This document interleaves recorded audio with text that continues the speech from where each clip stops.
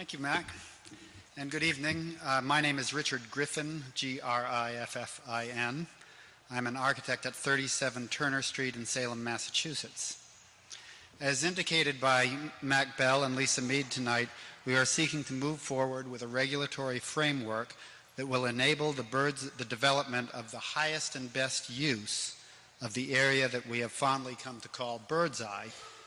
It includes the 80,000 square foot site of the former BirdsEye manufacturing facility and freezer plant, the existing 33 Commercial Street building and property, and the 2.5-story residential apartment building at 10 Beach Court. The total area consists of slightly over 3 acres, and here it is on the big screen. The extent of what we are legally seeking will be described in detail by our attorney, Lisa Mead, but I will first focus on the planning and architectural vision of what we have in mind. I would like to tell you something about the reasoning behind our plan and what we see as the benefits that will accrue to the community of Gloucester. The extent of what we are seeking will be described in detail by, historically, the property has housed industrial use in the BirdsEye manufacturing building, commercial and public service use in the 33 Commercial Street building, and residential use in the Beach Court property. The site itself bridges the area between the west end of downtown at St. Peter's Square and the fort.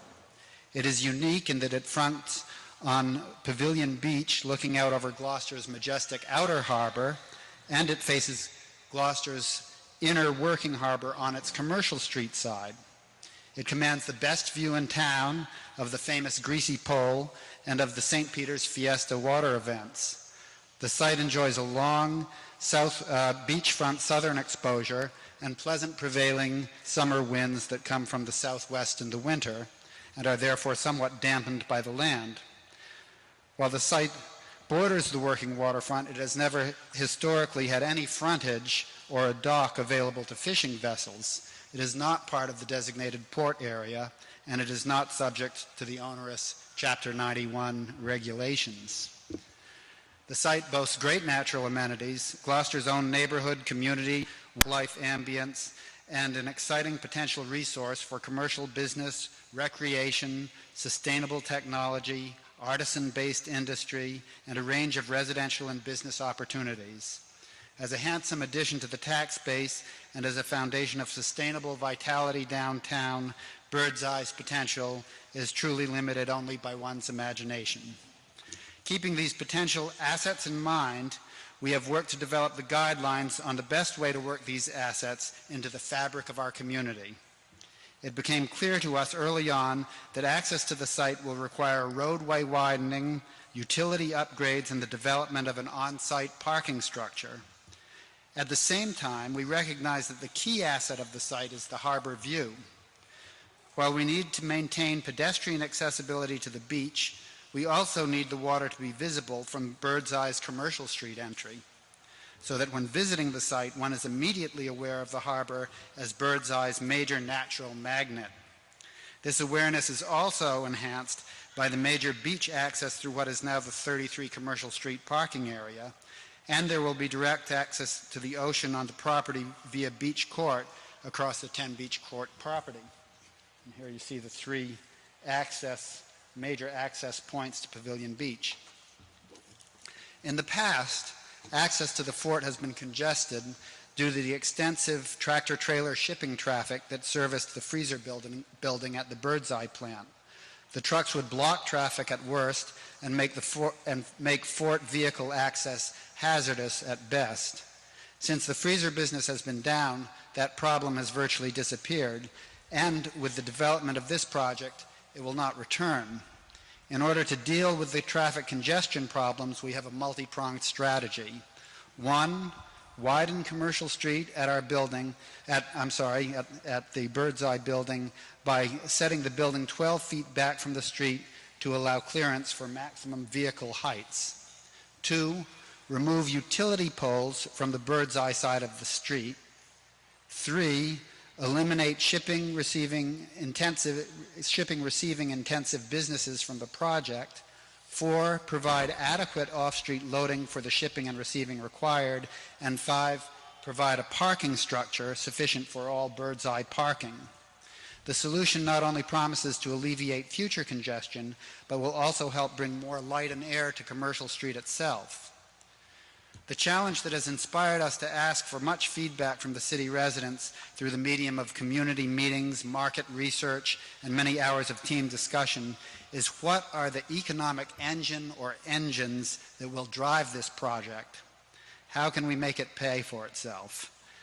We have been offered a variety of inspiring ideas that have helped to generate an overall view of what BirdsEye may become. What also emerged from these meetings is the need for the establishment of a well-conceived framework that will offer an effective combination of both regulatory flexibility and constraints. The constraints, such as the requirements for the project to be multi-use, to have ocean access, and to require a variety and massing that will echo the character of the Gloucester environment, is what will give the project its charm and will add to its marketability on the long term. On the other side of the coin, it is flexibility in offering extensions in height and uses that will encourage adequate capital investment in the project and enable us to once again make this property the fountainhead of its downtown neighborhood that it historically has been. If we consider the historic value of oceanfront settings, we have to recognize that a significant residential component will be the key to the project's viability. It is equally clear to us that today's successful residential uses are dependent both on location and more on the accessibility of a strong variety of local amenities being offered. This availability of neighborhood amenities speaks to the wisdom of choosing to trade in our lawnmower for a richer community-based lifestyle. Here, the purpose of multi-use is to provide jobs, goods, and services for the public domain and not for a gated community.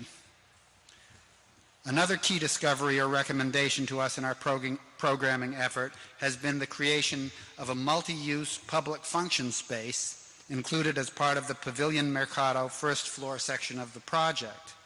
This is the see-through-the-building area, and it is proposed to feature an open marketplace that is convertible to public uses, including a function area that can accommodate up to 500 people. Its dimensions are approximately 60 feet by 120 feet, with ancillary and supporting spaces off to either side that can function as more permanent markets, access avenues to other parts of the building, and the access to the shipping and receiving area.